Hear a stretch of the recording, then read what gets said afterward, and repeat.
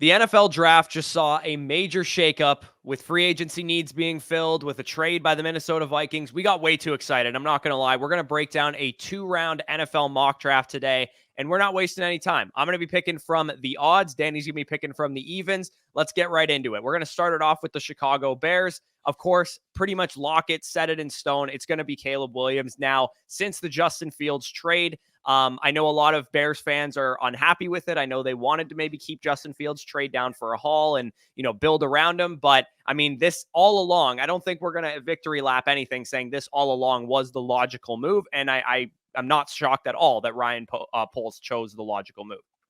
I will say, I will miss all the angry Bears fans in the comment section saying they're going to keep Fields, they're going to trade number one on the other mock drafts that we did because that helped in the YouTube algorithm. So if you are an angry Bears fan, comment down below your thoughts on the trade. Even if it's, you're upset that they traded Fields, you're happy that they're moving on to Caleb. If you are a Chicago Bears fan, the floor is yours like it will be at the NFL draft. But I do think Caleb Williams locked in number one pick, especially with Justin Fields being traded to the Pittsburgh Steelers. So I'm on the clock, number 2 pick. I mean, the worst kept secret at this point is obviously between Drake May and Jaden Daniels. Some may point to the fact that Marcus Mariota did sign with the Washington Commanders, potentially hinting at maybe them wanting the more mobile quarterback as quarterback one. I honestly, at this point, just think it's a 50-50, whether you're a big Drake May guy going to the Commanders, whether you're a big Jaden Daniels guy going to the Commanders. I think either scenario at this point is possible. I'm going to lean Jaden Daniels. A lot of the buzz is leaning that way as of late. A lot of more reports that teams are lower on Drake May. We're seeing big content pieces getting put out there that NFL circles might be lower in some parts for a guy like Drake May. So maybe that's just hinting that maybe the Washington Commanders are the team that's lower on Drake May and they do take Jaden. So I will take him here at 2. Yeah, and for what it's worth, we are doing this from a predictive standpoint, I would take what Drake. we would do. Yeah, we would personally take Drake May, but Jaden Daniels, it looks like it might be the guy that's the leader in the clubhouse. Again, if you're a Commanders fan and you have some inside knowledge, feel free to leave it down below. We're just having fun here. This is nothing serious. It's not like this is actually what's going to happen. We're just doing this predictively. And speaking of doing this predictively, I put out a tweet the other day connecting and making some connections here. So if the Patriots guy is Jaden Daniels or Caleb Williams, I think they are the team that entertains a trade down. And the reason I've said this on numerous occasions, because their roster is very far away from competing. They need to add a lot of things. They need to trade down, accumulate picks, assuming, of course, that Drake May is not their dude. And I do think they're like an old school franchise. They could value, the starts that Jaden Daniels has under his belt in college. Drake May's a little bit more raw. He's a little bit more unrefined. So making some connections here. Drake May's high school coach was Josh McCown, who is currently the quarterbacks coach of the Minnesota Vikings, who just positioned themselves to make a trade up all the way and to get one of these top quarterbacks. I personally believe that Drake May is their guy. If you guys recall last year, Josh McCown was in Carolina, didn't get his guy, who was CJ Stroud, and they end up taking Bryce Young instead. I don't think that they're going to let Josh McCown make that mistake twice and not get his guy. I think his guy is Drake May. So what we're going to do here is we're going to go to the Minnesota Vikings. We're going to trade up 11-23 that they acquired from Houston the other day. Let's give them a mid-round pick. 157 is probably fine. And the 2025 first-round pick that the Vikings have. The Patriots go down. Again, if you're a Patriots fan, you don't love this, you need a quarterback. I'm sure I understand it. I would personally take Drake May. I just think that this is possibly what they will do. And the other thing, too, is we don't know how they feel about J.J. McCarthy. If they really like J.J. McCarthy, say, equally to Drake May, they could always move back up after moving down to 11 with, say, the Chargers at 5 or, the Titans at 7 or the Giants at 6, whatever, and they could go up and get J.J. McCarthy. I personally think that they have the 2 quarterbacks that they have here, Caleb Williams and Jaden Daniels. They're going to value that experience factor that Jaden Daniels has, and they're going to trade down if he's not available, and this is what they're going to end up doing. Again, I could definitely be wrong about this. We're just having fun here. The Minnesota Vikings are going to trade up for Drake May. Yeah, no, I really like the trade thought too, especially from a New England's position with a depleted roster needing some talent added in. If you are not in love with quarterback 3 in this class, maybe you have some flaws with Drake May, or you view him equally, like you said, to a JJ McCarthy, or maybe you even like the middle class of quarterback in this draft, whether it's, a guy like Spencer Rattler, whether it's a Michael Penix, or maybe Bo Nix falls to you at that second round pick.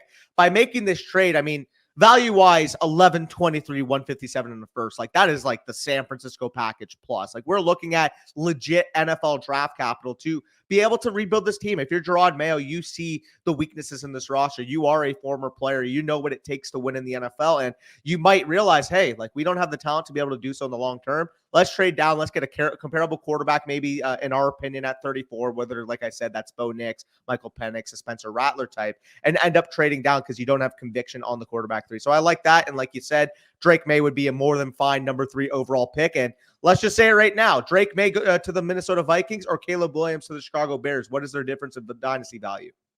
I think we'd probably be talking about the 1-1 and the 1-2 in rookie drafts, Superflex format specifically. I think that Caleb Williams would still be the pick that I would go with because I think he's the better prospect and the Bears are a pretty good landing spot as well. But Drake May definitely would make that 102 pick a little bit more valuable. Speaking of the 102 pick, I mean, this guy would probably be in competition for the 102 pick. Are you going to make the easy pick here? Or are you going to entertain a potential trade down scenario if the Cardinals maybe want to go down, to 6 with the Giants or something like that?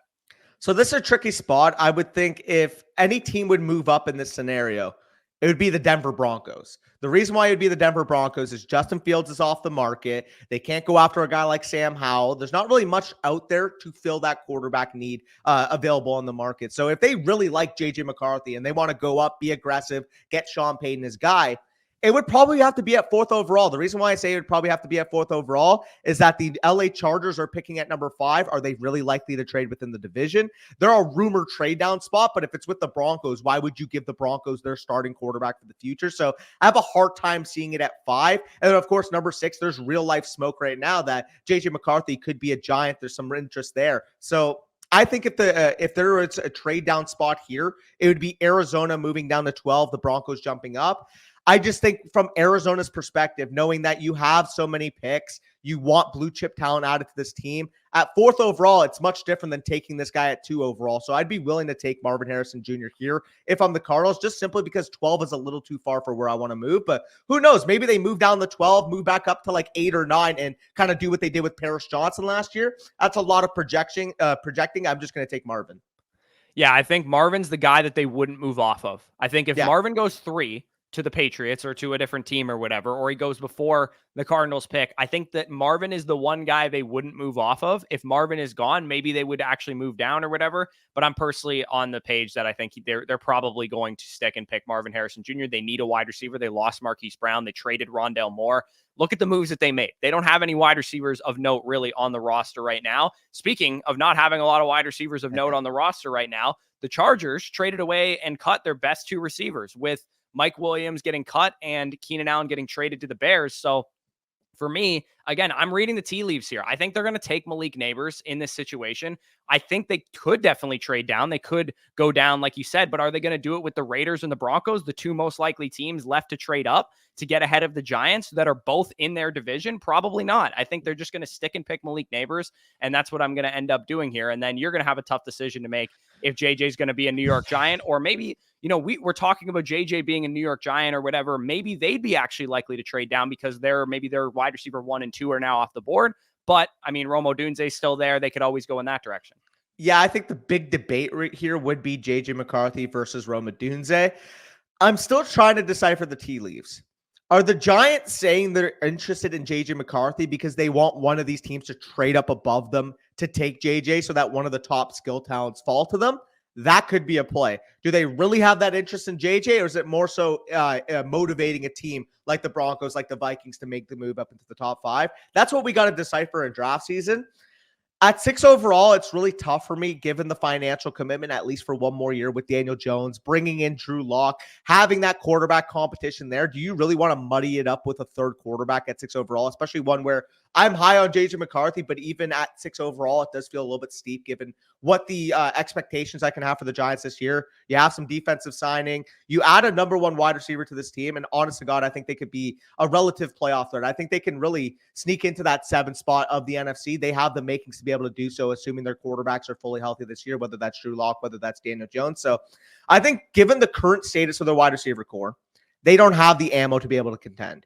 You drop in a guy like Rome Odunze into that offense, I think they could be able to at least have a functional offense and see what Daniel Jones can give them prior to making a decision after the 2024 year. So give him the number one wide receiver. Rome Odunze obviously burst onto the scene for Washington, ends up making the national championship. The hype is absolutely worthy. This guy's a stud. Yeah, absolutely. I think we've have tons of thoughts on these players in other videos, so we're not going to go super in depth with these guys. But Marvin, Malik Neighbors, Rome Odunze, pick your poison. You got number one receivers, regardless of how you slice it. We got 6 straight fantasy relevant players off the board to start this draft. The Tennessee Titans, definitely a spot where you could, again, we're talking about the Broncos and the Raiders maybe trying to get up for JJ McCarthy right now. The Tennessee Titans, they got, in my opinion, the guy that will be number one on their board, on the board right now in Joe Alt. You sign Calvin Ridley. You have DeAndre Hopkins. We don't know what they think of Treylon Burks, whatever. They could probably add some wide receiver talent later in the draft, but I don't think that they're going to do it at 7, especially knowing that the top 3 wide receivers went off the board. But even if those guys fell or one of those guys fell, I think you're looking at a situation with Tennessee where they're going to need to get a franchise left tackle, protect their young quarterback. They got him a number one receiver, at least a very good wide receiver in Calvin Ridley. Joe Alt makes so much sense to the Tennessee Titans. I think this now is the spot where Denver or the Raiders or whoever is going to come up for JJ McCarthy, because I think the Falcons, now that they have Kirk Cousins, now that all the wide receivers are off the board, I mean, they're not going to take Brock Bowers. They could take a Dallas Turner. They could take, the number one corner on their board. But to me, if it were me controlling the teams, you have the Broncos and the Falcons. This is probably where I would make this happen. I agree. I honestly think it would come down to whether the Raiders or the Broncos make the more enticing offer. And people would say, well, why would the Broncos trade up? They pick ahead of the Raiders. Like, there's no need. They could just take the quarterback at 12. Well, if the Raiders are offering to jump to 8 because they want JJ McCarthy, the Broncos are going to have to trade up to 8 if they want JJ McCarthy. Just because you think and you're more comfortable with JJ McCarthy falling to 12 rather than trading up to 8, that's not how the market works, baby. If somebody else is interested in picking him at 8, you have to be able to make that move and get him at 8. So honestly, I think with the Broncos situation, they are more desperate for a quarterback than the Raiders are. Now, is Gardner Minshew the saving grace of the Raiders franchise? Absolutely fucking not. But at the same time, the Broncos' current starting quarterback is Jarrett Stidham on that roster. Sean Payton came over there to run his offense. He cannot run his offense through Jarrett Stidham. So let's make a trade here. We'll say it's 12 plus maybe their second rounder to go up and ensure they get their quarterback here. So we'll say 12 and maybe the 2025 too, because it's only a 4-pick swap, maybe even like a 136 here. Yeah, that's probably what they'd have to give up. Not to mention, I floated the idea that maybe the Patriots would be interested in trading back up for JJ McCarthy too. So that's probably also why the Broncos would have to make a move like this. And again, I think the Patriots are afforded the ability to be a little bit more patient because they just collected all of those draft picks. They have an extra first next year for next year's quarterback class because of the Vikings trade. And also too, they have Jacoby Brissett, who's a more established starting quarterback that they could roll with this entirety of this season rather than, like you said, Jarrett Stidham. So yeah, I think that would be enough to get it done. Again, maybe they'd have to throw in 121 instead of 136. It's not really that important. The semantics, we're only doing a 2-round mock here, but yeah, I think JJ McCarthy also is a very good fit for Sean Payton's offense too. I mean, talk about a guy that's not asked to do very much. I mean, Drew Brees was kind of that guy for a long time. I mean, he was throwing the ball a lot, but he was completing easy passes, getting it to the playmakers, checking it down to Alvin Kamara for so many years. Like, this is the type of offense that I think Sean Payton will run, and JJ McCarthy is actually a really good fit for it. Yeah, smart, athletic, winner from college. And the biggest piece of information here is JJ attacks the middle of the field. He could not be a polar opposite to what Russell Wilson was for a fit standpoint in that Sean Payton offense. Sean Payton wants to attack the middle of the field, and that's what JJ McCarthy did best in his time as Michigan. When he was back there, when he was confident throwing the football, especially in third and long situations, we saw JJ shine for the Michigan Wolverines. Now, am I considering him close to Caleb Williams, Drake May in terms of talent? No, but if the NFL does, he will be a top 10 overall pick, and I think 8th overall would honestly be Minnesota would be the pure nuts for JJ, but if I were to say the second best team I would want JJ McCarthy to go to, it would be the Denver Broncos working with Sean Payton. Yeah, absolutely. I think he makes a lot of sense there. Pick 9 becomes a lot more interesting, I think, as well, because now we don't really have a situation anymore where, the Bears need to take a wide receiver. They have DJ Moore. They brought in Keenan Allen. They still have picks later in the draft to add young players. They did lose Darnell Mooney in free agency, so you could go with a wide receiver here. All of the top guys are off the board, so I'm not going to personally reach for like a Brian Thomas or Xavier Worthy or something like that. I don't think they'd be in the market for Brock Bowers either. I've seen people make this connection. They're like, oh, they could go 2 tight ends. It's like, that's a dumb idea. Like, nobody's going to do that. I think that I'm going to roll with the guy from the University of Texas. I think he is a late riser, and I think he will go this high, and that's Byron Murphy, going interior defensive lineman from Texas. Again, maybe Bears fans don't love this pick. They could always trade down here if somebody wanted to get ahead of the Jets for a tackle or get ahead of the Jets for Brock Bowers or something like that. I actually really like the fit there. Your secondary is pretty good in Chicago. I mean, you don't really need to go after like a corner. Could go after like maybe a Dallas Turner or something like that. I actually really like Byron Murphy as a guy that is a pass rushing 3 technique. Like, those guys go high in the NFL draft. Even if we don't view him, in the media as a guy that's going to go this high yet, I actually do think he's going to go higher than people think. And PFF's actually made kind of the adjustment here in their mock draft simulator that he might go this high. And I can tell you, as a Texas Longhorns fan, he's an absolute disruptive force in the middle of the line there. Well, especially because, I mean, outside of him is Jerzon Newton being a first-round caliber IDL, and then it kind of falls off to more so, mid-day 2 type of guys. So if you want an interior defensive line in this class, you're going to have to take Byron Murphy. You're going to have to take Jerzon Newton very high. So I do think, like you said, he could go very well at 9th overall, to be honest. I mean, we just saw, Aaron Donald retire. Why not get the guy who, obviously, if he becomes Aaron Donald, like, that's completely outrageous expectations. But the slender-sized defensive lineman that wins so much from a pass rushing standpoint, that trait is going to be covered in the NFL with what Aaron Donald did to the position. So I don't mind that at 9th overall. Beef up the defensive line. You already have Caleb Williams. You have a very strong weapons core now with DJ Moore and Keenan Allen. I'm fine with that. I'm on the Jets at 10th overall, and obviously they can very well stick and pick here, but I know Ron's been talking about it with me a lot, and he honestly thinks that the Jets could even be a prime trade down spot. Now, who would they trade down from in this instance? I have an idea for you. The Cincinnati Bengals are picking 18th overall. If they view Brock Bowers or a wide receiver in this class being a tier above the rest, do they go aggressive, give up their 1 and 2, and make that trade? I mean, I think they could. I think that Higgins is more likely to re-sign there than he is to be traded. If Higgins had been traded off of the Bengals already, I think that I would get behind this ideology. But to me, I think that the Bengals would be okay sticking and picking at 18 unless Higgins were traded away from their team right now. Fair. Do you see a spot maybe that a team would want to trade up for a guy like Brock Bowers, or do you think that there just wouldn't be enough interest here? I mean, the Colts could definitely be interested. I think the Saints could definitely be interested as well. I actually just think that the Jets will have Bowers very high on their board, especially now that they've signed Tyron Smith. I think tackle's still in the play for them for sure, but I think they got a short-term solution in Tyron Smith. You have a short-term kind of team. So getting a guy that's a pro-ready prospect, a guy that's probably ready to come in and contribute right away makes a lot of sense to me. And I think Bowers is the most pro-ready guy on the board right now.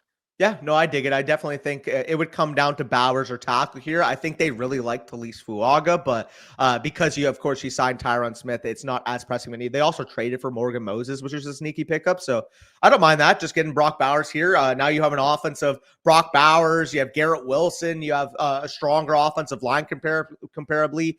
You could potentially get a wide receiver too, maybe on day 2. I don't think they have a 2nd round pick, but they do have a 3rd rounder, and who knows? Maybe a guy like Xavier Legette, Roman Wilson falls to that spot.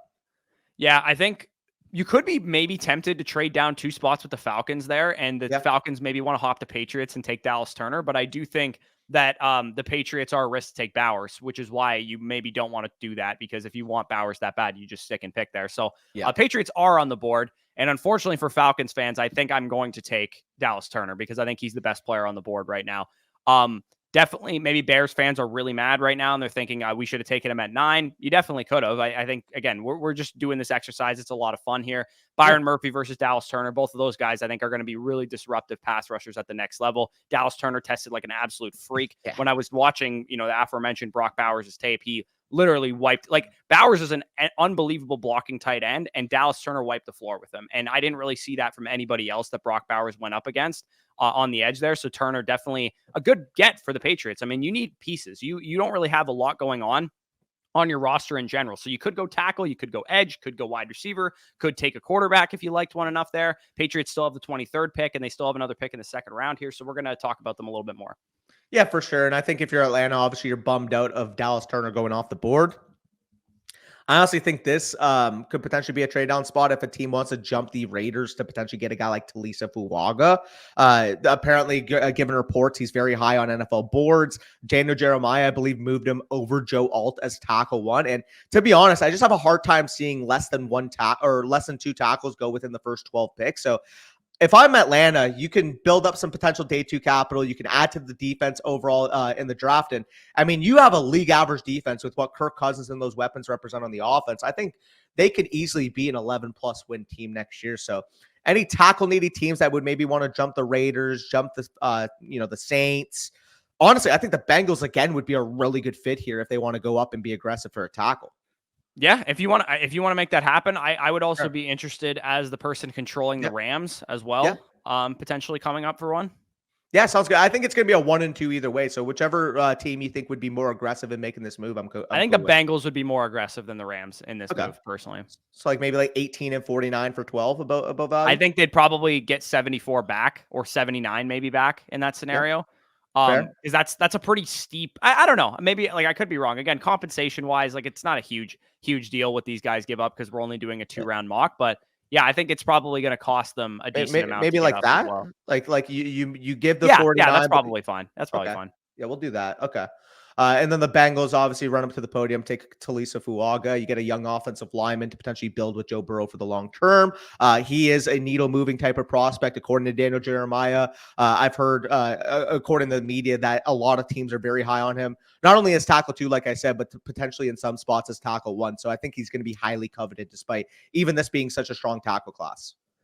Yeah, I think the Raiders would be they're such a weird pick here because I mean, do you want to take the 3rd offensive tackle off the board? Do you want to take the number 1 corner off the board? I don't think we've had a corner go off the board yet. I think they would opt for a defensive back here, knowing that they're going to get the pick of the litter at the position.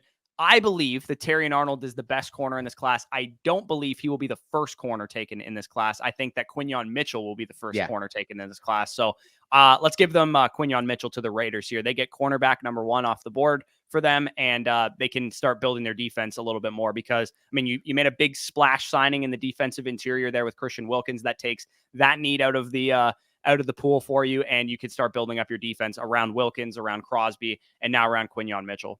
Yeah, no, I would love that pick. Just getting the freakiest corner in this class, 4.33 speed. I believe he benched 225 about 25 times. His RAS was like in the 99th percentile. Like the guy is a unicorn. And if he like typically you don't see cornerback 1 fall to 13, especially with this type of athletic pedigree. But the Raiders are getting some good value there with quarterback 1. I like Quinyon Mitchell off the board. Next up, 14th overall, we do have the New Orleans Saints here, and I think they run up to the podium. Not J.C. Latham, but Olu Fashanu has to be a New Orleans Saint. They need a tackle. He's young. He's athletic. He's got arguably the best traits in this class. A little bit more down of a senior season compared to expectations coming in. He was expected to be a top 5 pick. Obviously falls down to 14th overall here. But if you're the Saints, man, we've seen them take offensive line in the past, and I don't think it changes when Olu Fashanu falls to them at 14. Yeah, that's a hell of a value, I think, for Saints fans getting a tackle. I think it's probably one of their biggest needs for sure. And you get one, a very solid one as well there at pick 14. So Cooper DeJean is probably going to be the direction that I go here. I think that the NFL is going to be quite high on him. PFF obviously is very high on him as well. He's a polarizing prospect. You got to figure out where to play him, but I do believe he can play outside corner in the NFL. You can, move him around the formation. I think the Colts would be really interested in a guy like him. So it would be between DeJean and Terrion Arnold. Again, I personally would take Terrion Arnold, but I actually think DeJean will be the guy that they would covet a little bit more. So let's go with Cooper DeJean, 15 to the Indianapolis Colts. Yeah, I respect it. Now we're back on the clock with the Seahawks. Obviously, make a pretty interesting trade. End up trading for Sam Howell now. Now, do I think this is a quarterback competition all of a sudden with him and Geno? No, but like if Geno underperforms this year and they want to give Sam Howell potentially a chance, I can see that in the range of outcomes. What I do know is they are in line to need an interior offensive lineman, whether that's a guy like Troy Fautanu that can play guard, center, tackle, versatility, could really play across the entire offensive line, or whether that's them coveting a guy like Jackson Powers-Johnson. Their interior line needs to be beefed up. Because I'm not necessarily sure, I'm not a Seahawks fan. I don't know whether guard or center is the bigger need. Why not get the guy that can play both? And I do think Troy Fautanu is that guy. graded very athletic. I believe his arms are longer than people expected coming into the combine. And he's a guy that was always viewed as, a mid to late day one pick, but his stock has been rising recently to the point where I find him going more so in the mid portion of the first round of the draft rather than the late. Yeah, no, I agree. I think it's a hometown guy too. It's the same state. So probably a guy that I notice teams usually do that, especially when they got needs. You're going to favor the guy that you probably know a little bit better. Your area scouts have probably been at all of his games all season. So definitely makes some sense there. I think the Jaguars would run to the podium for Tyrion Arnold here because they need defensive back help in the worst way possible. They could use another wide receiver with Calvin Ridley moving on in free agency, but you bring in Gabe Davis. To me, that signals you're going to take a wide receiver on day 2, not on day 1, because I do think interior offensive line as well as corner are pretty big needs for the Jaguars. Yeah. And I think the corner class, you have a chance at one of the top guys with this pick here. So you go with Tyrion Arnold. Hopefully you can get an interior lineman, a wide receiver in the second round, in the third round, in the fourth round. Well, they did lose Darius Williams, I believe, right? He left in free agency, or they cut him. So quarterback 2 spot next to Tyson Campbell, obviously going to be a big need, and you're getting a guy who shut down some of the best receivers in the country. So really big fan of that Tyrion Arnold pick. On the clock now with the Falcons, you obviously trade down, coop up a second-round pick. You feel very comfortable with that trade because you probably get the guy I was going to stick and pick at 12 had you not made that trade down with Jared Verse. Like I mentioned, you got sniped on Dallas Turner. You do go with Edge 2. Did grade out very well from an athletic standpoint. Did put up some good tape over there at Florida State, one of the top 5 teams in the nation this year. So I just think you bring him in. You need an edge rusher. You beef up that defense. Jared Verse, 18th overall, quite the value. Yeah, it's an easy one. I think that's definitely an easy one. I'm getting an easy one here too. Aaron Donald retired. You got the second best defensive interior guy on the board. I think Jerzon Newton, you don't really overthink that. They could go with a tackle. They could go with a DB or something like that as well. But I do believe that is the best available player for them and what they need. And I would personally like to trade up, even though I don't control this team. Yep. Because my favorite team is very enamored with one of the prospects on the board right now. Really? So real quick, we'll talk about the Rams here. Obviously, biggest news maybe even of the offseason. We've had some huge news this offseason, but is there any bigger news than arguably, not even arguably, the best defensive player I've seen in my generation? People will talk about JJ, but I still think I would prefer Aaron Donald. And arguably all time ends up retiring. Aaron Donald, he's been rumored of it the last couple of years, does end up committing to retirement. And if you are able to draft a guy like Jerzon Newton, you plug him into that defensive line, Kobe Turner already there, edge rusher with Byron Young. I really think that could be a formidable defensive line, keeping a strength to strength despite Aaron Donald retiring. So I like that. You mentioned the trade 20 to 26. What do you believe the Bucks will try to do here? Let me see. Where's 26? Maybe what, like 26, and I don't know. It would probably cost 89 or 92. Yeah, getting an extra second or getting an extra third rounder from the Carlton Davis trade makes me think they're even more likely to move up in the draft. So I think it would cost like 26, 89, and then maybe like you throw in 220 as well just to maybe get it done. And I think they're going to come up for Jackson Powers Johnson because I've heard rumors about this as a Bucks fan, and I do think it makes so much sense. Jason Light has this thing. Whatever his biggest need is, he doesn't want to be boxed into a corner with it. And he has signed 2 interior offensive linemen. We needed depth. We lost Aaron Stinney. We lost, I think, Matt Filer, whatever guys we had on our interior offensive line. They weren't good enough. They were not good enough. Our tackles are great. We have Tristan Wirfs and Luka Decky, who took a big step in his second year. Our interior line is a problem, and JPJ represents a guy that has versatility. I think he's probably going to play center. They're going to move Hainsey around the formation. But Robert Hainsey was a bit of a problem at center last year, and I think you build that defense up the middle, or that offense up the middle, and you get a guy with Jackson Powers Johnson who can anchor that. If you have, questionable or subpar guard play, but you have an elite center and 2 elite tackles, then you're probably in a very good shape on your offensive line. And I think the reason you make this trade now is because the Dolphins are definitely a threat to taking into your offensive lineman. And I'll just spoil the pick a little bit because we'll just swap then. I guess we could just swap here. Okay, so I'll swap. I'll do the Dolphins, the Eagles, and then we'll go back to the regular order. So with the Dolphins, like you said, I think whether it's Jackson Powers Johnson, whether it's Graham Barton, whether it's Zach Frazier, you're losing Connor Williams to free agency. He was your starting center. He was a Pro Bowl caliber center for you. Tua Tagovailoa has dealt with his fair share of injuries. I know Graham Barton has been yielded for his versatility. He's technically played all of his snaps at left tackle, but I know big-time media people think that he can slide inside no problem at the next level. He played it early in his career, I believe. Yeah, correct. So it would be between Barton and it would be between Zach Frazier. have more trouble seeing Frazier go in round 1 than Barton, so I'm going to give them Barton. Yeah, they could go with Latham too, but I think Yeah. Latham is more your prototype right tackle, and I think they're probably set on the outside. In terms of, you got Teron Armstead back, Austin Jackson's your right tackle, I believe, still. So yeah, that makes sense. I think that they're going to go towards an interior offensive lineman. They could use defensive help now because they've lost some pieces on that end of the ball. Their corners and defensive line took a bit of a hit, but yeah, Graham Barton makes a lot of sense for the Dolphins. Yep. And I mean, hear me out with the Eagles. I've talked to some Eagles fans, and obviously, the main media pieces here are going to be defensive back, are going to be wide receiver, but Lane Johnson's getting up there in age. We just saw Jason Kelsey retire. I wouldn't rule out offensive tackle. Now, I'll let you consult with me a little bit here because I don't want Eagles fans coming at my neck seeing the jerseys above me, but I think tackles in play. I think corners in play. I think wide receivers in play. Like, which direction would you kind of lean here? I think I would go with corner because I think the class is pretty strong.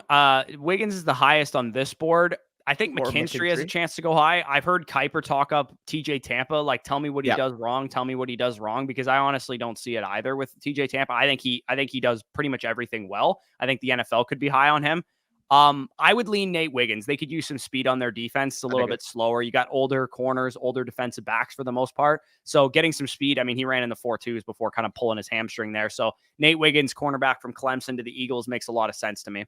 Yeah, I'm all for that. And I mean, you're back on the clock here with the Patriots. Obviously, make that move down with the Vikings 11-23. What direction are you leaning here at 23?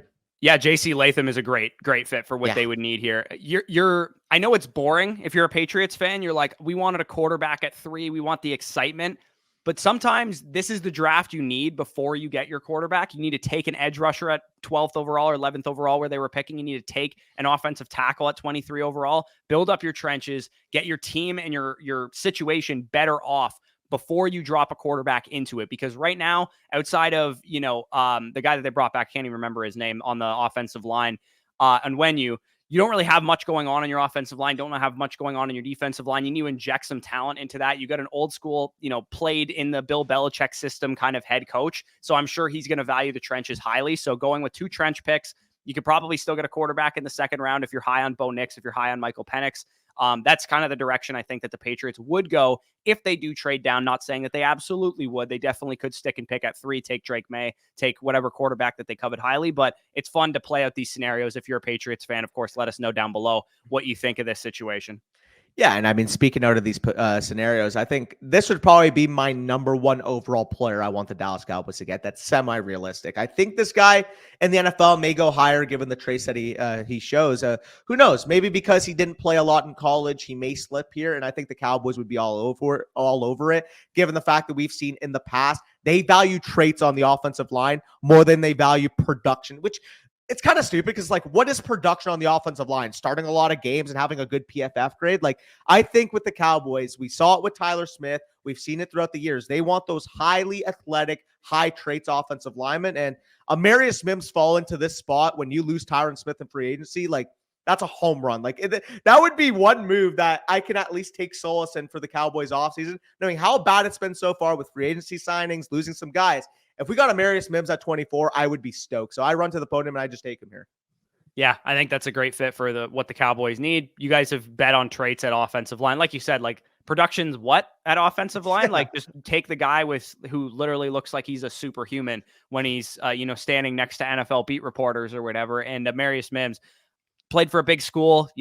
I think that's the formula for these NFL teams. It's like, he's got traits. He played for a big school. He's a national champion. Didn't really play a whole lot, like you said, but definitely makes a lot of sense for what the Cowboys can need. I think this is also maybe potentially a number 1 on the board situation for what the Packers would need. And Liatu Latu, I think, would be the pick. No questions asked. I know they took Van Ness in the first round last year. They've really invested in the trenches in their first couple picks.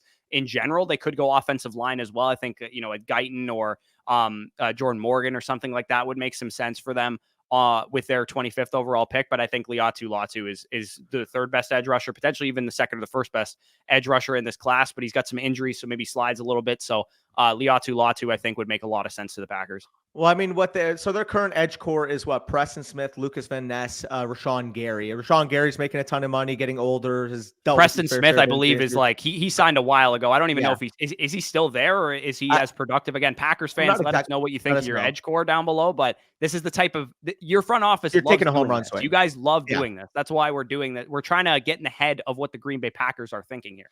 Yeah, no, and I completely agree. And when it comes to Liatu Latu, like you can make the case that he's a top 15 overall player in this class. So the Packers view him that way and he falls to 25. Like you may have more pressing needs, but if a top 15 player falls to you at 25, it's drafting malpractice to pass on that player.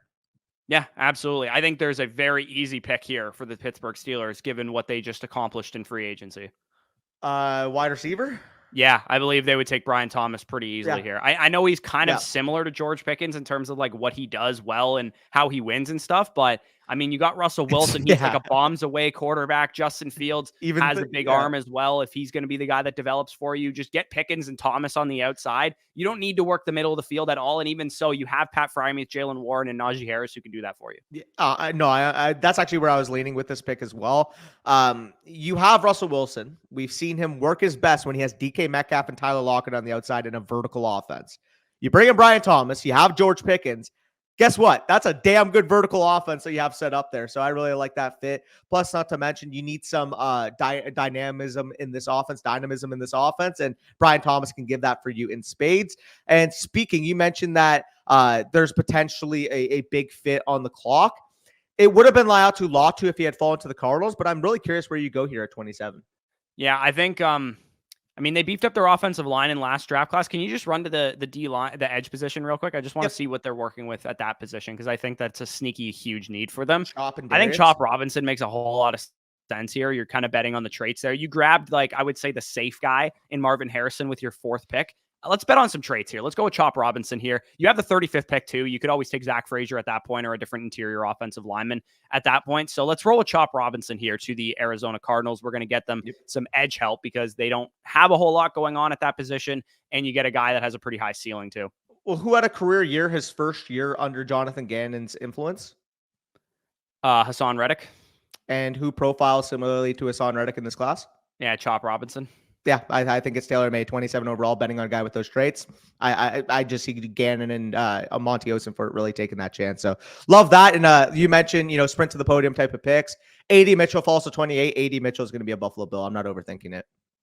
Yeah, I mean, maybe people are surprised we don't have the wide receivers going a little bit higher than this. I do believe that the NFL will play a little bit of chicken with the wide receiver position where after the top 3 guys are gone, I don't think anybody wants to be the team that selects Brian Thomas or Xavier Worthy or Adonai Mitchell or whatever receiver they value as the 4th best in the class until the corners are off the board, the tackles are off the board, the edge players are off the board. Like the wide receiver class is deep, right? So people are not going to be the one that wants to take the tier break at wide receiver, as we've talked about. And from a fantasy context, you never really want to take the beginning of a new tier when there's still the end of a first tier on the board or whatever. So I believe we can move on to the 29th pick here with the Detroit Lions. They could go a number of different directions. They could go with an interior guy. I believe they've lost Jonah Jackson in free agency. I think Zach Frazier is a pretty good plug and play guy for them. They also need defensive backs as well. Actually, you know what? I'm going to go with a defensive back, even though they got Carlton Davis, who I know quite a bit about as a Buccaneers fan. He's a good player. Dealt with injuries. He's on a big contract. It's only a 1-year deal, too, basically left in his contract. So we're going to go with Kool-Aid McKinstry, cornerback from Alabama to the Detroit Lions. They have pick 61 as well. They can always address their offensive line in that area. Yeah, no, I love that fit. They do need defensive backs, especially given what we saw in the NFC last year. The big teams in the NFC were able to take advantage of their secondary with San Francisco, with Dallas in the game that they played last year. Like we saw these big time passing offenses, you need an answer in the secondary to be able to, I'm not going to say shut them down because, again, the Niners, the Cowboys, top offenses in the NFC, you're not going to shut down. But do you have at least a formidable defensive secondary to be able to limit them to 20, 23 points rather than, 30, 34 points like we saw in the NFC Championship? And I do think adding a guy like Kool-Aid McKinstry is really going to help that cause. So love that. Now we're on the clock here with the Baltimore Ravens. Number of directions you could go with wide receiver here. Let me just take a look at the wide receiver board. I really like Ladd McConkey, but at the same time, I feel like if the Ravens are going to take a receiver here, I've made the connection before that, Todd Monken, Ladd McConkey has experience playing in this offense, but I keep coming back to the fact that they have Zay Flowers, they have Rashad Bateman. They don't really have size in this wide receiver core. And I feel like instead of spending a first round pick on one, they could potentially wait to the second round, get a guy like Keon Coleman, get a guy like Xavier Legette, Jalen Polk, just a bigger body that can operate on that team. So I'm going to gear away from wide receiver, and I'm actually going to look towards the trenches. Could go with an edge rusher here, like a Darius Robinson, very, very athletic guy, can fit what they want in terms of that culture with Baltimore. Could go with the defensive secondary, especially given that, Marlon Humphrey is an older player. He's making a ton of money. I can see them potentially having a backup plan. And I mean, you mentioned the name TJ Tampa. I feel like this could be the shock of the first round. Like, oh, he's everybody's target at 43 in their mock drafts, and he ends up going at 30. So I can see the Ravens being the team that pulls the trigger on him. They always sneaky need at linebacker as well. They could be the Peyton Wilson team, knowing that Patrick Queen moved on in free agency to the Pittsburgh Steelers. That would also make a ton of sense, I think, as well. We're on the board here. What's 31? Who we picking? San Francisco 49ers. That's what I'm looking at here. The 49ers, we talked about this already. Sneaky bad offensive line outside of Trent Williams. And Trent Williams is like 36 years old. So I believe Jordan Morgan doesn't get out of the first round. So I think I'm actually going to go with Jordan Morgan here to the San Francisco 49ers. You need bodies on your offensive line. I like, it's a good offensive line. They overperform their talent, but I do think you're relying on the fact that you have probably one of the best left tackles of this generation carrying the rest of your offensive line. And the second he's not playing well, or the second he retires, which is definitely possible in both scenarios, your offensive line is going to be a major problem. So let's get some youth and some talent on that offensive line. Yep. I really like that fit for Jordan Morgan going to the San Francisco 49ers. Now I'm on the clock here, and the easy pick throughout the cycle was always Xavier Worthy. They do sign Marquise Brown in free agency. Yep. Are you going to have two Marquise Browns, pretty much, because that's my comp for Xavier Worthy, on the field at the same time this year, knowing that you're the Super Bowl favorite? I think if they take a wide receiver, maybe they look towards a guy like Ladd McConkey that can affect that intermediate era, because you have Rashee Rice to be your all-around yak guy. You have Marquise Brown to be your vertical threat. You need a separator on this offense. You thought Sky Moore was going to be that guy. He hasn't really worked out for you. Could you imagine an offense rolling out Rashee Rice, Marquise Brown, Ladd McConkey, and Travis Kelce? That is fucking bounds higher than what we saw from the Chiefs score last year. I'll ask you about your thoughts on Ladd McConkey here, but what do you think? I think he makes a lot of sense. I think that the Chiefs are probably still likely to invest a pretty high pick on the wide receiver position, whether it's 32 or 64. Agreed. I tend to believe that they won't spend 32 now that they spent a lot, or not a lot, but like Marquise Brown's on a 1-year deal. It's possible that he has a good bounce back season and they re-sign him. I think that I could see them going at 64 with a wide receiver, not at 32 anymore. But again, if Ladd McConkey, Xavier Worthy are on the board for them, it's possible that they just take the player there. Because even though Marquise Brown is very similar to Xavier Worthy, kind of even similar a little bit to Ladd McConkey, you can take the young player, have him learn under Marquise Brown for 1 year. He's only on a 1-year deal, and then roll him out going forward. And you do have some corners on the board there too. And if they lose L'Jarius Sneed, which there's been trade talks that he's going to get traded, you could definitely reload in that area of the team as well.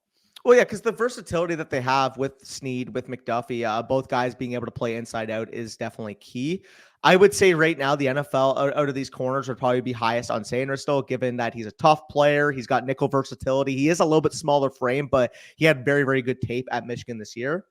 He's a guy like DJ Turner last year. I can see sneaking into the first round. It's funny I'm making that connection because obviously both Go Blue ended up playing at Michigan, but that's actually a good point. I feel like 64 might be the spot that they take a wide receiver, and I'm going to spice it up. I never see this pairing, but I do think if they trade L'Jarius Sneed, which maybe even we could potentially mock out in this video, I think Sainristil could be a good spot. So let's just say they do trade L'Jarius Sneed, and the team that I saw apparently was interested was the Indianapolis Colts. They do go with Quinyon Mitchell, I believe, in this one. No, who did they go with? Who did they go with in the first round? I don't think we took them. They took a corner. So let's say they're out of the market or whatever. We don't have to mock the L'Jarius Sneed trade, but let's just say they traded L'Jarius Sneed, or maybe it was for like 2025 capital or something, and that's why it doesn't factor in here. But yeah, Sanders still makes sense. You got a winning team, winning culture. You literally are 2-time Super Bowl champions the last 2 years, bringing a guy who literally just won the national championship. Yeah. No, and people might go to the comments like, oh, like he's more of a day 2 guy. It's like, we're having fun. Makes sense, especially if they trade LJ Sneed. We're mocking that scenario. And let's just say we don't know what the team is that trades for LJ Sneed, but they trade their 2025 2 plus their 2025 3 to get it done hypothetically. Yeah, makes some sense there. I'm not going to do the low-hanging Ladd McConkey to to the Panthers trade because I think Deontay Johnson and Ladd McConkey are quite similar. And you trade for Deontay Johnson, you definitely, I think, need to address the wide receiver position still.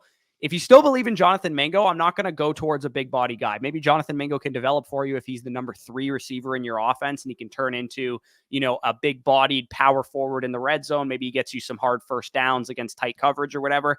I think to me, that's like kind of what Jonathan Mingo is going to turn into. He's not going to become like AJ Brown, like he was potentially billed as coming out of Ole Miss because he wore the same number and went to the same school. What I'm going to do is give him some speed because you have Deontay Johnson who can separate. Let's give him Xavier Worthy here at 33rd overall. You're building out an all small offense here, basically kind of like the new Arizona Cardinals with Xavier Worthy, Deontay Johnson, and Bryce Young. But I kind of like it, honestly. He's a great deep ball thrower, man. I know he didn't have a chance to really stretch the field last year, and that could be something that the coaching staff really wants to attack this year. You have short to intermediate guy with Deontay Johnson. You get yourself a deep threat here with Xavier Worthy. Yep, for sure. And I mean, you guys know what's coming at 34. We already kind of alluded to it in this scenario that we'll be beefing up in the first round and then taking whatever quarterback falls in the second. And I think in this scenario, Bo Nix would be the Patriots target at 34. Maybe in the real life NFL, they trade up to like 32 to get it done to get that 5th-year option. But in this scenario, we'll just say that they stick and pick at 34. Their guy falls to them and Bo Nix. Yeah, I mean, people keep talking about that like it's happened since like 2014. Like it doesn't really happen. Lamar. Weren't they in the round 1 area though, or was Lamar? Were they in the second round? They traded back into round 1. They took Hayden Hurst in the first round, then traded up to get Lamar as well. They took Hayden Hurst before Lamar. Yeah, it doesn't happen quite as often as people think, though. I feel like everybody talks about like, oh, everyone's gonna trade back into the first round, get a 5th-year option on Will Levis or a 5th-year option on Malik Willis or whatever quarterbacks we were talking about it happening for the last couple draft classes. But yeah, I think Bo Nix to the Patriots makes sense. If they don't like, again, we're going with the scenario that they pass on Drake May. Maybe they don't like the inexperience that Drake May has. Only has like 30 starts under his belt. Obviously, polar opposite dude here with Bo Nix. Got like 60 starts under his belt, and he makes a lot of sense for what the Patriots do, which is get the ball out, accurate quarterback. He's literally broke the FBS record for accuracy, and he's a good short to intermediate passer, which is what the Patriots do well. So I think Bo Nix to the Patriots makes a lot of sense. They really, really need wide receiver help now, but we'll see what they do for the rest of this draft.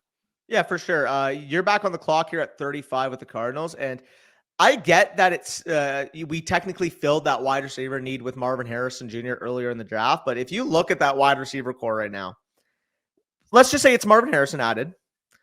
Wide receiver 2 is either going to be Greg Dortch or Michael Wilson. The other one's going to be wide receiver 3. You have Kyler Murray. You have a strong offense. Do you double dip at wide receiver in this draft to the Cardinals? You could definitely do it. They still have a lot of picks. And I think they would probably steer clear of 2 top 35 picks at wide receiver. But let's have some fun here. Let's go with Ladd McConkey because I believe he's the best player on the board. So, and that's always how teams draft. Everybody thinks they draft for need. It's usually they draft best player available. They stack their boards based on need, but they will factor in if a guy slides to them. And I think Ladd McConkey has a very solid chance, honestly, of going in the first round. And if he's there at 35 for them, I think they'd jump at the chance to really revamp this wide receiver core. You have Harrison as your number 1, Ladd McConkey as your number 2, Z, archetype. You know kind of how to use a guy like this because you had Rondell Moore last year, but Ladd McConkey is so much more complete of a player, so much more of a guy that can affect the deep area of the field as well. So I actually really like that pairing. Rebuild the offense, get a young group around Kyler Murray.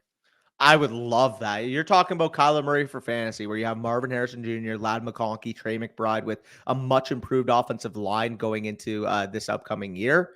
I mean, I think they could be one of the sneaky offenses that we can get at really good value in our drafts this upcoming season. But Washington Commanders are on the clock, and they did make additions on the interior of their offensive line this offseason. They bring in Nick Allegretti from the Chiefs. They do bring in my boy Tyler Biadasz from the Cowboys as their starting center. They have Sam Cosmi there at their right guard. So they're pretty much set in the interior, but their offensive tackles are struggling. Andrew Wiley, they brought in a couple years ago. He's a fine, average level tackle, but their current slated left tackle is Braden Daniels. Tyler Guyton's a guy that's been getting first-round hype. He falls in this scenario to 36. You do take your young quarterback there with Jaden Daniels in the first round. You have a good wide receiver core. Why not get him his blindside protector for the next 15 years? Yeah, that makes a lot of sense to me. I think they could just use offensive line help in general, whether you're going to put it at right tackle. I mean, they bring in some guys, but I think this was one of the worst offensive lines to watch last year. And Sam Howell holding the ball too long definitely factored into it, but you just need bodies on that offensive line, in my opinion. So that really Makes a lot of sense to me. I think this is where Peyton Wilson hears his name called. I think he has a really good chance to go back end round one. And I do think that the Chargers need just help on their defense in general. It looks like they're going to retain most of their veteran guys on defense that were reportedly on the chopping block. So I could go edge here. I could take a younger guy to work behind Joey Bosa and those guys, but I think Peyton Wilson represents a tier break at linebacker. You guys can see basically just on the PFF board there, he was like 30 players ahead of any other linebacker in this class. So it's possible that he goes way higher than this, but I think that's why the Chargers would pounce in this situation. Hear me out. The other consideration there, given that Jim's coming from Michigan, is I could see him taking his boy Junior Colson.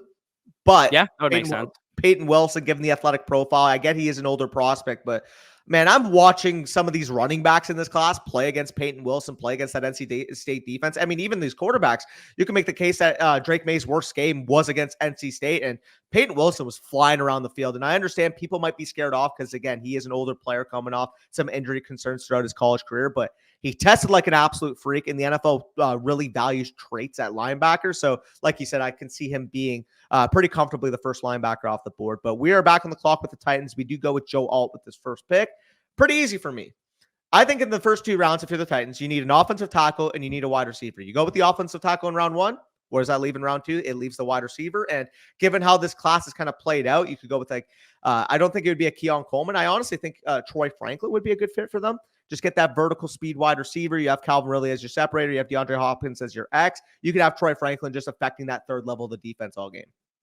Yeah, I think that makes a lot of sense. I think a slot maybe makes sense too. Like, I don't think Roman Wilson should go over Troy Franklin, but I think it's possible that they might pull the trigger on somebody like that. But yeah, Troy Franklin could play the slot too if you needed him to. And also, I mean, Ridley was worked into the slot when he was in Atlanta, and DeAndre Hopkins, now that he's aging, maybe you work him into the slot a little bit more as well. So yeah, Franklin to me, I think would make the most sense. Yeah, I dig it. So we go Troy Franklin. You are back on the clock with the Panthers. I believe at 33, you went with Xavier Worthy. So we talked about how last year Bryce Young had no weapons. Now you're looking at a pretty damn good weapons core there with Xavier Worthy and the guys that they have in that core. Yeah, so this is kind of a tough one to go with because I think they've addressed some of their major needs, which was interior line. They signed 2 guards to big money, Damian Lewis and I don't even remember who the other guy was, but they got 2 big money guards in free agency. Yep. They could go with Zach Frazier here. That would definitely make some sense. Like, you got a small quarterback, man. You need a guy that is going to be clean up the middle. You don't want him to get in a lot of trouble with up the middle pressure. So I think Zach Frazier actually is the pick that I'm going to go with here. They have a number of other needs. They could go with even another wide receiver, but taking Xavier Worthy, getting Deontay Johnson, you have Mingo, maybe Thielen still gives you something. I think that's good enough, I would say. There's not a tight end or anybody like that I would put into this. It's too early for a running back. The D-line position has kind of been picked over to some degree as well. So Zach Frazier is the pick I'm going to go with. Yeah, I mean, Corbett kind of struggled last year. I believe he ended up getting hurt as well, missing some time throughout the year. And we saw how much of a mess that offensive line was. Well, guess what? It's not going to be quite a mess when you have 2 high-profile guards brought in, a highly drafted center, Ika Mekwonu getting into his groove at that left tackle spot. Like, you need to build a very strong offensive line. I do think Zach Frazier accomplishes that. So I really like that fit for you.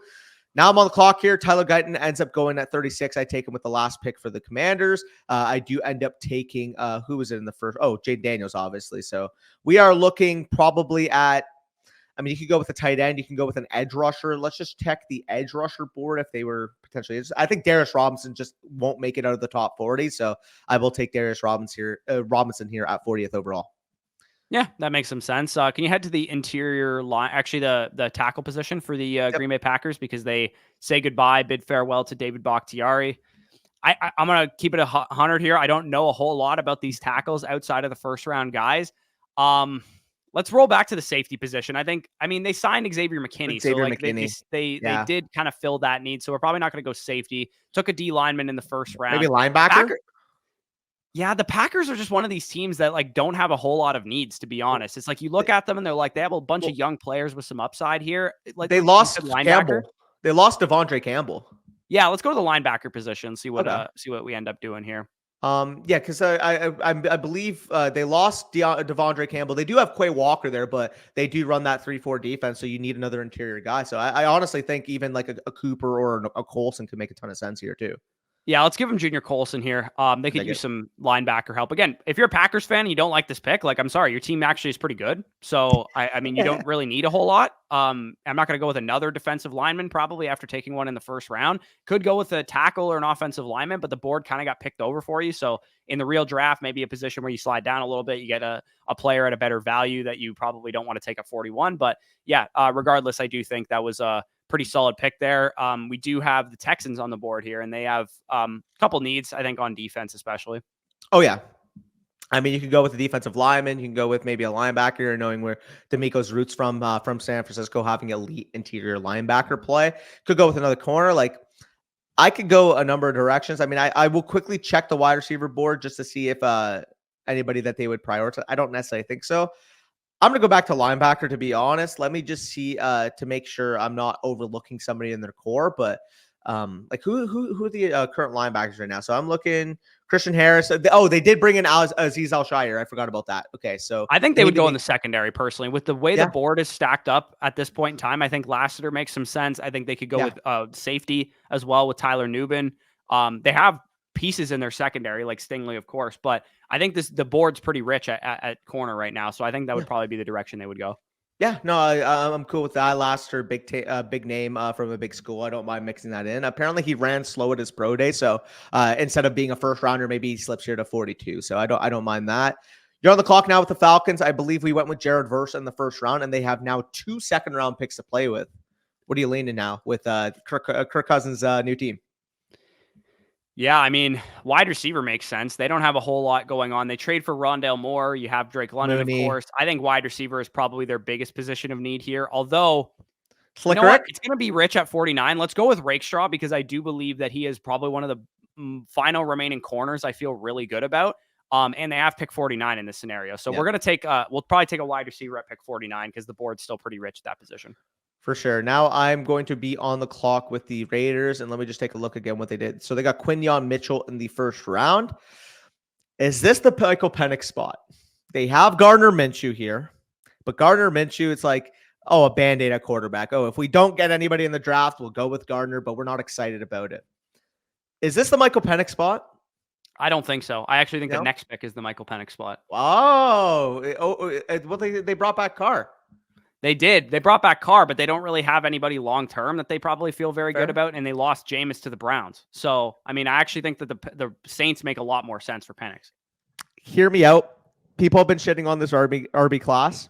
I can see the Raiders looking at Trey Benson saying, we just lost Josh Jacobs. Let's get our next Josh Jacobs. Oh, absolutely. I was literally going to just say that. I think the running back class, again, is it great? Not necessarily, but Trey Benson, I believe, is the best running back in this class. And he tested very well, better than Josh Jacobs tested when he was coming out. So Benson, he needs a little bit of work, but I mean, you can really go into the season with Zamir White as your starting running back. Like, I don't believe that. They don't really have anything else there. Maybe they bring in like a J.K. Dobbins or something like that to supplement some production, but I believe the Raiders are taking the approach like we can find a running back in the draft. It's a position that's maybe they're a little bit higher on the class than the rest of the NFL seems to be with the way that the running backs were getting paid. So I just talked about it. I think that the Penix actually makes quite a bit of sense for the New Orleans Saints. You have a guy that is getting paid a lot of money in Derek Carr.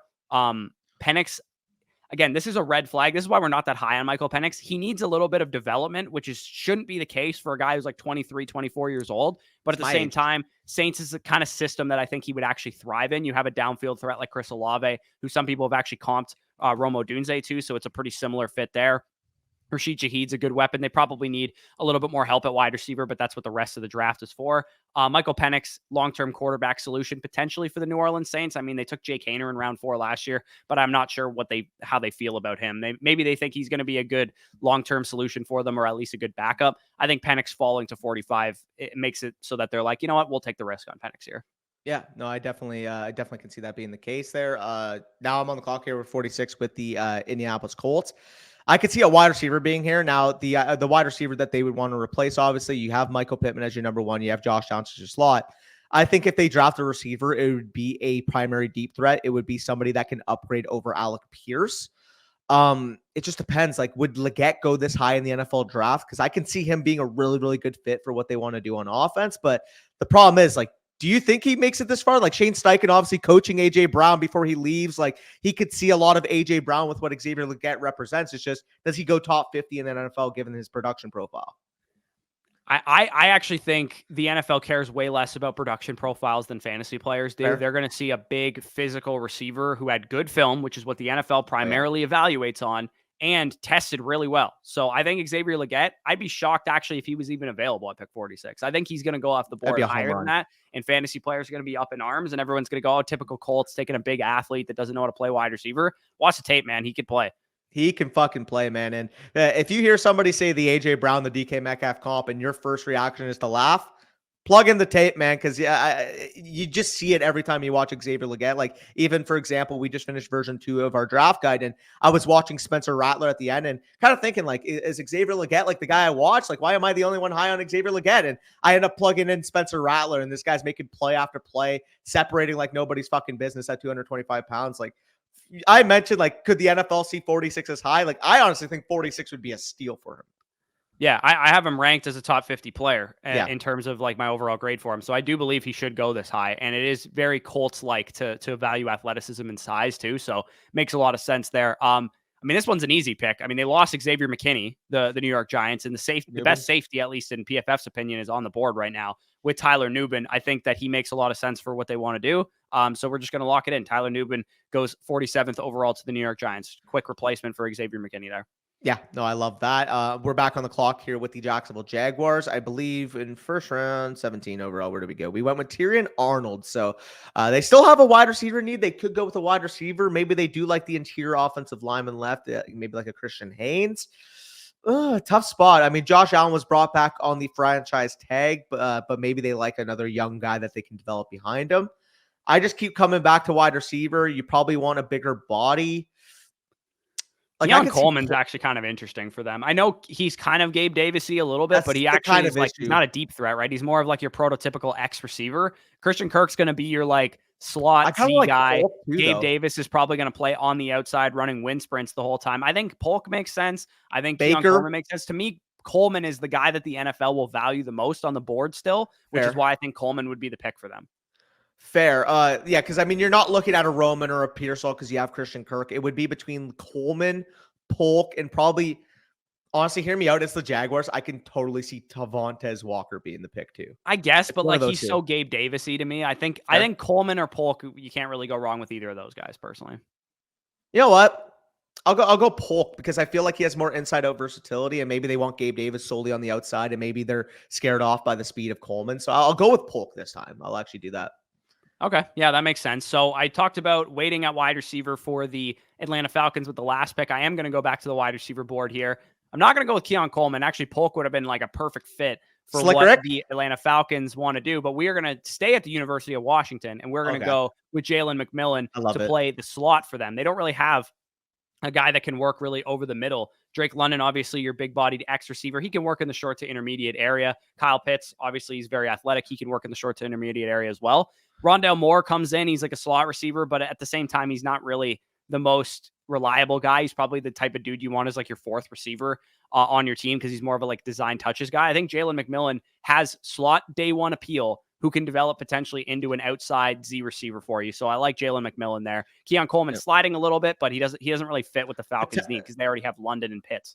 Yeah, maybe he falls because of the testing. Like, we're building that in. Like, we know how, I mean, we just mentioned, like, with Legette, like, teams really value athletic testing. Maybe they just see, 4.61, slow receiver, let him fall a little bit. I could see that being the case. But the Eagles are on the clock here, and we didn't take linebacker with the last pick. And people might be going in the comments, oh, what do you mean? Like, why do they need a linebacker? They just signed Devin White, man. Let's go. And, like, Corey, like, you could give them the rundown, and you can let down those hopes, but Devin White's not the player that the media makes him out to be. Let's just say that simple.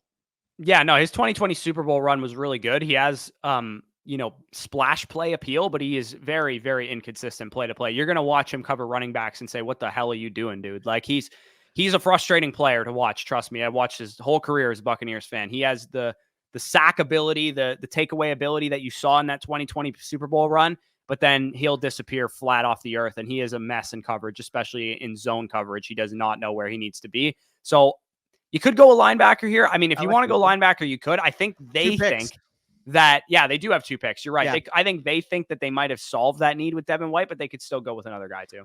Fair. I mean, knowing Howie, because even outside of Devin White, like they're slated starting linebackers, Nakobe Dean, who I was really high on a couple years ago on that Georgia defense, but he has not done anything in the NFL. He was a third round pick, I believe. He ended up falling. He was expected to be day one, ends up going round 3. Like he's just hasn't done anything in the NFL to the point where I can't say they won't pick a linebacker. So I think Edrin Cooper is the last of the top 3 linebackers in this class. A lot of buzz I've been hearing is it's Peyton Wilson, it's Junior Colson, it's Edrin Cooper. And knowing that they have 2 picks in the next 4, I can see them taking the linebacker here, maybe dissuading a team like maybe the Rams from taking one or some team from trading up ahead of them to take one. And they end up going with the top 3 and still having that 53 pick to be able to add a different need.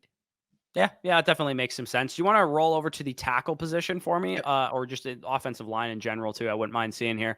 Yeah, Christian Haynes makes some sense there. The Steelers are a difficult team to evaluate. So we gave him Brian Thomas in the first round. So you have hypothetically your top 2 receivers set up. They could honestly probably still use more receivers. I think that would be more of like a day 3 edition, maybe in a deeper wide receiver class. Let's give him Kingsley from BYU. Again, I don't know a whole lot about this dude.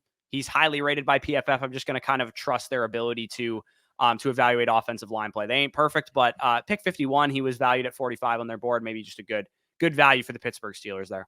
Well, I know they have Broad Jones on the right side. I believe Dan Moore's their starting left side tackle. So maybe you run with Dan Moore for one more year. You develop Kingsley Sotuamia, and then you end up having him as your starting left tackle for the future. I don't mind that. Or you move Broderick that side and you put him on the right side or whatever. Yeah. Yeah, I mean, you make it work with 2 highly athletic, highly decorated offensive line prospects. So I'm on the clock now with the Rams. I believe we went with defensive tackle in the first round. We went with we went with Jason Newton to replace Aaron Donald, or to do his best to try and replace Aaron Donald.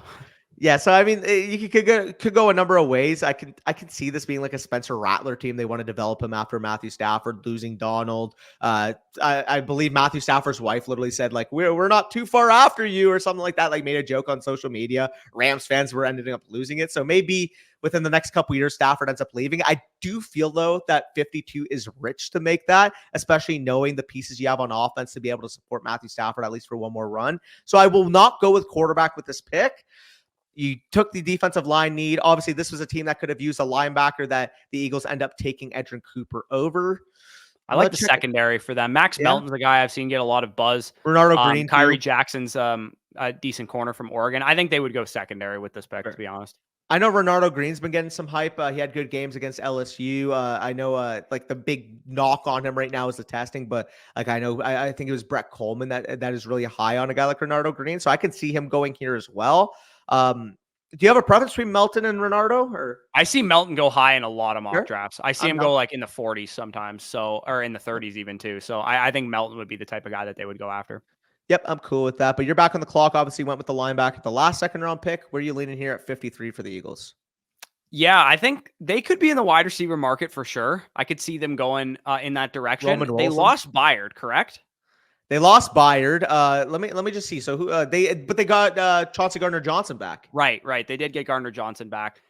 Why? You know what? Give him Keon Coleman. I know they just signed Devontae Parker, and he's kind of like the same type of receiver, but they have some decisions to be made at wide receiver, right? Devontae Smith is going to be up for his contract pretty soon. AJ Brown's making a lot of money. You don't really have a whole lot outside of, like I said, you signed Devontae Parker outside of those guys. I think Keon Coleman makes some sense. This would be horrible for fantasy. None of us would like this for Keon Coleman, but I do think that there's always 1 or 2 of those per year where a guy goes to a landing spot that we hated and we didn't think that they needed a wide receiver. And I think the Eagles front office right now is just like, we're going to build an Avengers squad. We are literally going to try and win games with offense because our defense is average at best. So with Keon Coleman, Devontae Smith, AJ Brown, Saquon Barkley now, Dallas Goedert, and Jalen Hurts, I think they're just going to try and win games out of, pure shootouts.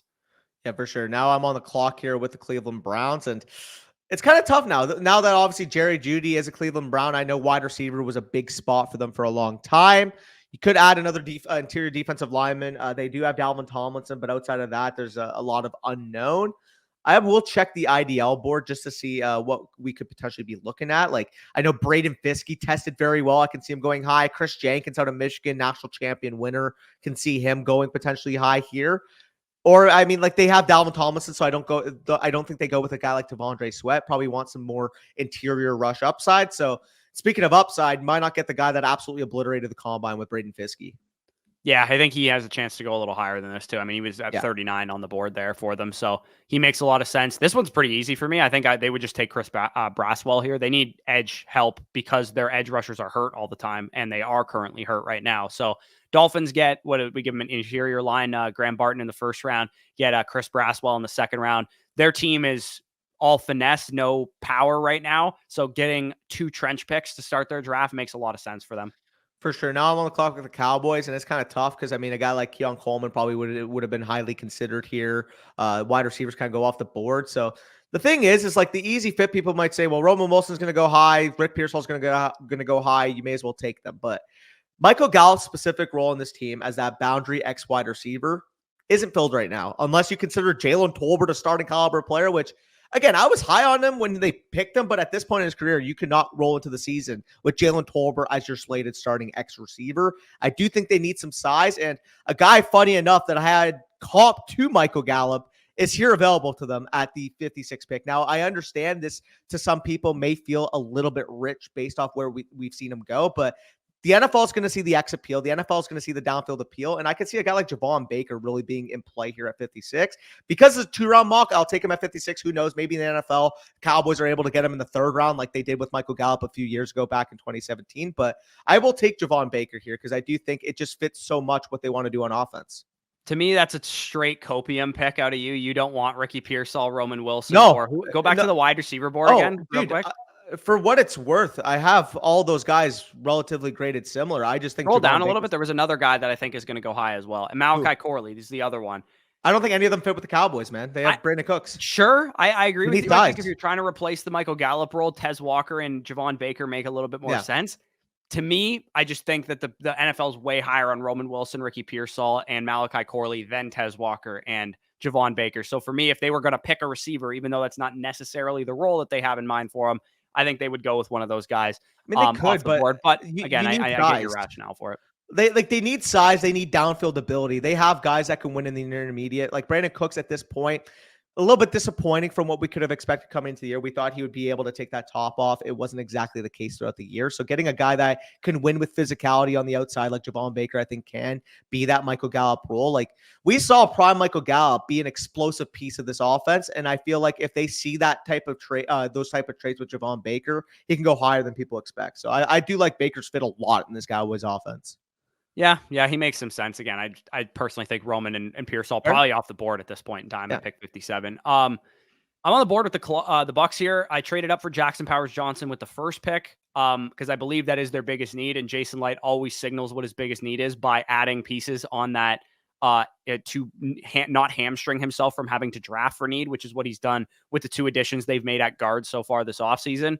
I think their second biggest need is either edge or corner. I mean, you trade away Carlton Davis. He was a starter for you. Zion McCollum filled in well for Carlton last year, so I think they're okay rolling with him as a starting corner. But if you want to go to the corner board, I just kind of want to see what we're working with here. I don't think that the Bucks would be in the wide receiver market per se. I think corner and edge are the 2 positions that they would be targeting at this point in time. So if you want to pull up the corners and the edges, I just want to see who are the best available players at this point in time. Yep. Who they go? Jackson Powers-Johnson, right? I mean, maybe we took Powers-Johnson in the first round. I mean, Braylon Trice, they've gone to the University of Washington for a number of. Yeah, I know they've gone to that school a lot of times with JTS and with Vita Vea and stuff. I actually kind of like Jonah Ellis here as the pick for the Tampa Bay Bucks. I actually put out a mock the other day and I threw Jonah Ellis in there as their 2nd round pick. So I like that fit. I think edge rusher is a need for them, but I don't think it's their biggest need, which is why I don't think they'll take one in the first round. Even though, it's possible that like a Latu or a Jared Verse fell to them, I think it's like a secondary need of theirs. I think interior line on the offense is their biggest need, which is why I went and addressed that position in round 1. So Jonah Ellis in the 2nd round makes sense. Yeah, I like that fit. Now I'm back on the clock here with the Packers, and this is a fun Jonathan Brooks running back spot, but obviously they go out, make that splash signing of Josh Jacobs, do bring back A.J. Dillon. So, I mean, if they went running back at 58, that would just be a complete waste of asset management. So don't think they do that. I do think, though, losing potentially David Bakhtiari, you do need an insurance plan and offensive tackle for the long term. It would probably be between Kyron and Patrick Paul. Because I've seen that Patrick Paul projects better on the outside, Kyron more so an interior type of candidate to move inside. I think Patrick Paul's going to go higher than 90th overall, so I do go with Patrick Paul here. Yeah, I don't know anything about that dude, so I'm not Fair. going to address anything Fair. that I could bring to the table there. This one's an easy fit. Texans fans keep pounding the table that they need a wide receiver.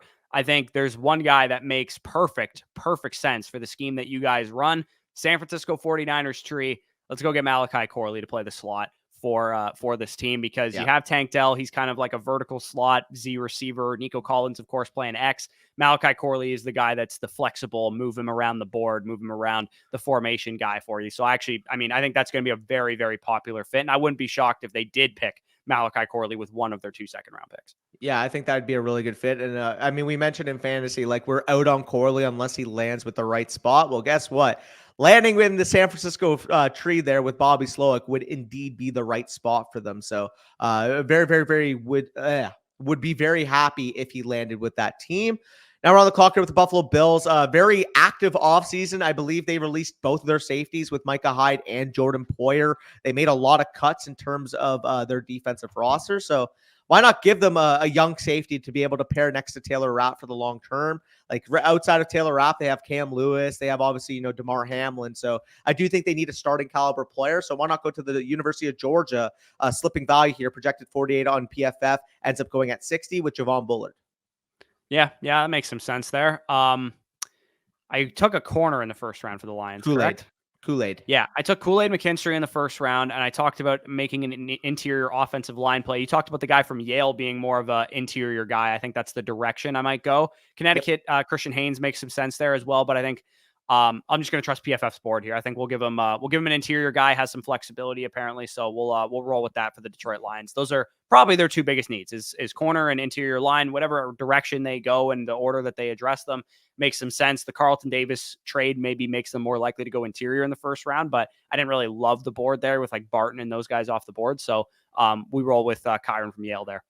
Yeah, I dig it. Now, I mentioned that with the last pick, the Ravens might use some size, but also I think Roman Wilson is going to be a second-round pick. And why not give him to his former head coach's brother? Yeah, that makes total sense. I mean, Pearsall or Roman, honestly, make a lot of sense. But Roman, you got the connection there with the Harbaughs. So yeah, makes total sense to me. Yes, sir. Now you're back on the clock with San Francisco. I believe they went with who they go with in the first round? Jordan Morgan? Yes. Yeah, we went with Jordan Morgan in the first round. I honestly don't think they don't also need another offensive lineman, to be honest. But just scroll down the board a little bit here. I just kind of want to see. You got Greenlaw's injured. I mean, you're not going to probably address the running back position. Chris Jenkins maybe is kind of interesting there. I think interior line is potentially in play for them. I don't think they would go with like a wide receiver, really. I mean, they could go with a wide receiver just given the strength of the board and the fact that they're going to lose. Did they lose Juwan Jennings or is he back officially? Juwan Jennings, I believe, is back, but did they address edge after losing Chase Young? I don't think so, but they might have brought in somebody on the cheap. I can't exactly remember. I actually am going to go with a wide receiver because we're getting some rumors that Brandon Ayuk might be on the chopping block or whatever, might be on the trade block. So I personally don't think Pearsall is going to last this long. So I'm just going to go with Ricky Pearsall. He's the falling value. I view him more as like a 3rd-ish round caliber player, maybe even early day 3. But the NFL seems to be quite high on Ricky Pearsall, and I think it's definitely likely that he goes in the second round. So if he was here at 63, I think the 49ers would jump on that. Whether they lose Ayuk, whether they lose Jennings, doesn't really matter. They probably need some more bodies at that position group anyway. And I will say, if Slick Rick had fallen to the Chiefs, I think that would also be a home run pick. I talked about it when they passed on Lab McConkey in the first round, that maybe they want a guy in the second. I think Rick Pearsall would have been a really good fit for KC as well. So him going to pick before, they're probably like, oh, fuck, now what do we do? You could go with another wide receiver. Maybe. I think Tez makes so much sense for them, dude. I think Tez makes so much sense for them. To just occupy the MVS role? Exactly. You got, I mean, Marquise Brown hypothetically can be the guy that like is a downfield threat, but he also is actually pretty good over the middle of the field. And him and Rashee Rice give you that. You got an X receiver, you got a Z receiver, and then if you want a guy that's purely like a wind sprints dude who's going to run down the field and stretch the field. I mean, Tez Walker ran 4.36 or whatever at the combine. He's basically MVS 2.0 in terms of his size and his ability to work downfield. So actually, I really like that fit. So you guys should be able to see the overall board here. Obviously, this is the first round. I'll give you guys a couple seconds to digest that. And if you guys want to see what you guys did in the second round, boom, scroll a little bit. But yeah, pretty much summed up, right? Yeah, let's go back to the first round real quick. Let's just say what our Yep. favorite pick was in the first round. Okay, I just we'll want do to that. let's just go with that to get a quick summary. To me, I think my favorite pick is what the Patriots did. They trade down, they get the draft capital, future first, Dallas Turner, JC Latham, build up your trenches and build for the future. Again, Patriots fans might be so mad at us right now for not taking Drake May. We would take Drake May if we were on the board. This is a predictive mock. I think they might not be as high on Drake May, or they may view Drake May, JJ McCarthy, Bo Nix, Michael Penix, those guys a little bit closer together after Caleb Williams and Jaden Daniels. Not our opinion, maybe the Patriots' opinion. So you pick up the extra first rounder this year. You grab yourself a tackle, you grab yourself an edge rusher, and you have a first rounder next year if you're going to be in the quarterback market again. But we also gave you Bo Nix in the second round. So you have Jacoby Brissett and Bo Nix to kind of work around at the quarterback position. Didn't get them a wide receiver, which is a bit of a problem, but there is still a couple guys available in free agency, and you have more draft capital to go out and address that position still.